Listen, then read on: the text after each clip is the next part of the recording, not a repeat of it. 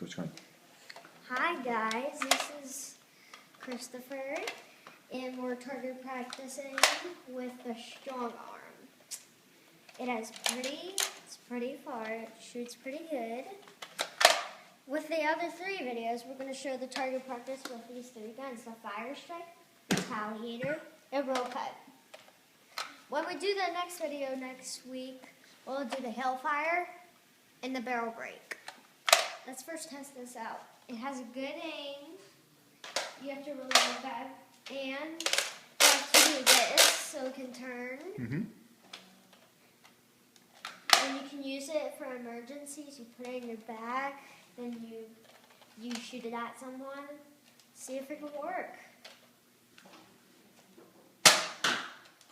Looks like not. Oh yeah. It doesn't turn. You have to turn it if you have to reload.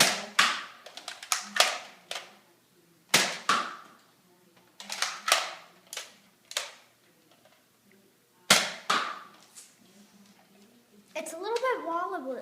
When it goes through the air, it's like turning side to side. So which gun is that? Which Nerf gun is that, Christopher? The Strongarm.